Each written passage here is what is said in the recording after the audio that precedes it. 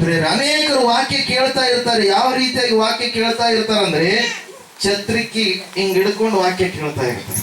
ಕರೆಯವ್ರು ಹಿಡ್ಕೊಂಡ್ರಲ್ಲ, ಛತ್ರಿಕೆ ಕೆಳಗಡೆ ಇದ್ದುಕೊಂಡು ವಾಕ್ಯ ಕೇಳುವವರು. ಯಾಕೆ ಛತ್ರಿಕೆ ಕೆಳಗಡೆ ಇದ್ದುಕೊಂಡು ವಾಕ್ಯ ಕೇಳುವವರು ಅಂದ್ರೆ, ನಾವು ವಾಕ್ಯ ಹೇಳುವಂತ ಸಂದರ್ಭದಲ್ಲಿ ಅವರು ಅಂದುಕೊಳ್ತಾ ಇರ್ತಾರೆ ಏನೆಂಬುದಾಗಿ ಅಂದ್ರೆ, ಈ ವಾಕ್ಯ ನನಗೆ ಬಂದಿರುವಂತದ್ದು ಅಲ್ಲ, ಅವ್ರ ಮೇಲೆ ಇಲ್ಲ ಬೇಡ, ಈ ವಾಕ್ಯ ನನಗೆ ಬೇಡವೇ ಬೇಡ ಅಂತೇಳಿ ಏನ್ ಮಾಡ್ತಾರೆ, ಆ ವಾಕ್ಯ ಎಲ್ಲ ಛತ್ರಿ ಮೇಲಿನ ಬಿದ್ದು ಕೆಳಗಡೆ ಸೈಡಿಗೆ ಬೀಳುತ್ತೆ ಹೊರತಾಗಿ ಅವ್ರ ಮೇಲೆ ಬೀಳೋದೇ ಇಲ್ಲ.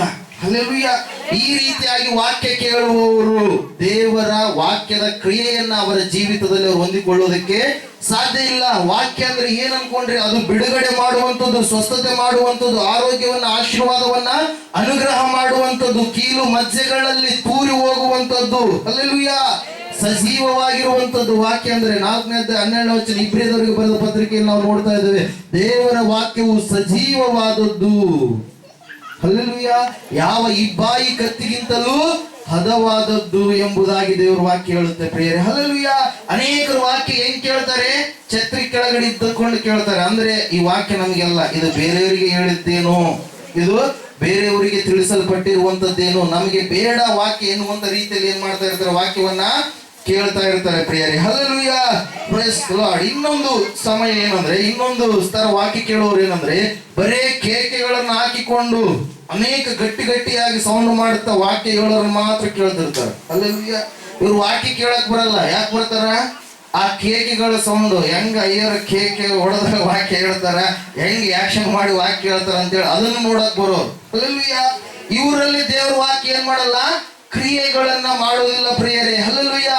ಮೂರನೇದಾಗಿ ವಾಕ್ಯ ಯಾವ ರೀತಿಯಾಗಿ ಕೇಳ್ತಾರಂದ್ರೆ, ನಾವು ನೋಡ್ತಾ ಇದ್ದೇವೆ, ಮೂರನೇದಾಗಿ ವಿಮರ್ಶನಾ ಬುದ್ಧಿಯಿಂದ. ಅಂದ್ರೆ ಅಯ್ಯರ್ ಇಲ್ಲಿ ತಪ್ಪು ಹೇಳ್ತಾರೇನೋ, ತಪ್ಪು ಹೇಳ್ಕೊಬೇಕು ಅವರು. ಹಲ್ಲೆಲೂಯಾ. ಎಲ್ಲಿ ತಪ್ಪು ಹೇಳ್ತಾರೇನೋ ಅಂತೇಳಿ ಹಂಗ ವಾಕ್ಯ ಕೇಳ್ತಿರ್ತಾರೆ ಕೆಲವೊಬ್ರು. ಇಲ್ಲಿ ತಪ್ಪು ಹೇಳ್ಯಾರ, ಈ ವಾಕ್ಯ ತಪ್ಪು ಹೇಳ್ಯಾರ ಹಂಗಂತೇಳಿ ಆ ಬುದ್ಧಿಯಿಂದ ವಾಕ್ಯ ಕೆಲವು ಜನ ಏನ್ ಮಾಡ್ತಾ ಇರ್ತಾರೆ, ಕೇಳ್ತಾ ಇರ್ತಾರೆ ಪ್ರಿಯರೇ. ಇನ್ನು ಕೆಲವೊಬ್ರು ಇಂಥವ್ರೆಲ್ಲರ ಜೀವಿತದಲ್ಲಿ ದೇವರ ವಾಕ್ಯ ಏನ್ ಮಾಡಲ್ಲ, ಕಾರ್ಯ ಮಾಡಲ್ಲ ಪ್ರಿಯರೇ. ಇನ್ನು ಕೆಲವು ಜನ ವಾಕ್ಯ ಕೇಳ್ತಿರ್ತಾರೆ, ಹೆಂಗ್ ಹೇಳಿ, ಜ್ಞಾನ, ನನಗೆ ಜ್ಞಾನ ಬೇಕು, ದೇವ್ರ ವಾಕ್ಯ ಜ್ಞಾನ ಬೇಕು ಅಂತೇಳಿ ವಾಕ್ಯ ಕೇಳ್ತಿರ್ತಾರೆ. ಹಲ್ಲೆಲೂಯಾ. ಅವ್ರಿಗೆ ಏನಿಲ್ಲ, ದೇವ್ರ ವಾಕ್ಯದಿಂದ ಜ್ಞಾನ ಬಂತ ಇನ್ನೊಬ್ರಿಗೆ ಅದ್ರ ಬಗ್ಗೆ ಹೇಳುವಂಥದ್ದು ಅಷ್ಟೇ ಹೊರತಾಗಿ ಅವರಿಗೆ ಜ್ಞಾನದ ಸಲುವಾಗಿ ವಾಕ್ಯ ಕೇಳ್ತಾರೆ ಹೊರತಾಗಿ ನಮ್ಮ ಹೃದಯಕ್ಕೆ ಬೇಕು ಎಂಬುದಾಗಿ ವಾಕ್ಯವನ್ನ ಕೇಳೋದಿಲ್ಲ ಪ್ರಿಯರೇ. ಹಲ್ಲೆಲೂಯಾ. Praise the Lord. ಇಲ್ಲಿ ನಾವು ನೋಡ್ತಾ ಇದ್ದೇವೆ, ಕೊಂತ ಮಂದಿ ಅಂದ್ರೆ ಕೆಲವು ಜನರು ಹೆಂಗಿರ್ತಾರಂದ್ರೆ, ಸುಮ್ಮನೆ ಸ್ವಲ್ಪ ಮಾತ್ರ ಕೇಳ್ತಾರೆ.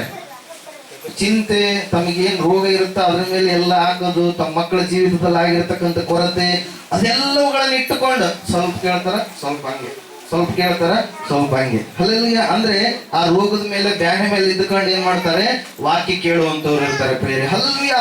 ಆದ್ರೆ ಇನ್ನು ಕೆಲವು ಜನ ಹೆಂಗ ಕೇಳ್ತಾರಂದ್ರೆ, ಸುಮ್ಮನೆ ಇದ್ದುಕೊಂಡು ಕೇಳ್ತಾ ಇದ್ದಾರೇನೋ ಅನ್ನೋ ರೀತಿಯಲ್ಲಿ ಇರ್ತಾರ, ಆದ್ರೆ ಕೇಳ್ತಾರಲ್ಲ ಅವ್ರು. ಹಲ್ಲೆಲೂಯಾ.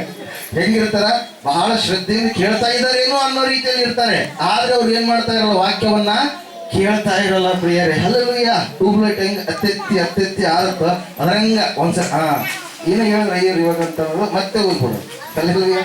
ಮನೆ ಕಡೆಗೋ, ಹೊಲದ ಕಡೆಗೋ, ಇನ್ನೊಂದು ಕಡೆಗೋ ದ್ಯಾಸ ಮಾಡಿಕೊಂಡು ಏನ್ ಮಾಡ್ತಾರೆ, ವಾಕ್ಯವನ್ನ ಕೇಳ್ತಾ ಇರ್ತಾರೆ. ಆದ್ರೆ ಏಳನೇದಾಗಿ ವಾಕ್ಯ ಕೇಳುವಂತವ್ರು ಯಾವ ರೀತಿಯಾಗಿ ಅಂದ್ರೆ, ಶ್ರದ್ಧೆಯಿಂದ ದೇವರ ವಾಕ್ಯವನ್ನ ಕೇಳುವಂತವರು. ದೇವರು ನನ್ನೊಟ್ಟಿಗೆ ಇವತ್ತಿನ ದಿನ ಯಾವುದನ್ನ ಮಾತಾಡ್ಲಿಕ್ಕಿದ್ದಾನೆ, ಯಾವ ಒಂದು ಹೊಸದಾದಂತ ಆಹಾರವನ್ನು ನನಗೆ ಉಣಬಡಿಸ್ಲಿಕ್ಕಿದ್ದಾನೆ ಎಂಬುದಾಗಿ ಶ್ರದ್ಧೆಯಿಂದ ಏನ್ ಮಾಡ್ತಾರೆ, ವಾಕ್ಯ ಕೇಳುತ್ತಾರೆ. ಶ್ರದ್ಧೆಯಿಂದ ಯಾರು ವಾಕ್ಯ ಕೇಳ್ತಾರೋ ಅವರ ಜೀವಿತದಲ್ಲಿ ದೇವರ ಕಾರ್ಯ ಏನಾಗುತ್ತೆ ಪ್ರಿಯರೇ, ನಡೆಯುತ್ತೆ. ಖಂಡಿತವಾಗಿ ಅವರ ಜೀವಿತದಲ್ಲಿ ಕಾರ್ಯ ನಡೆಯುತ್ತೆ ಪ್ರಿಯರೇ.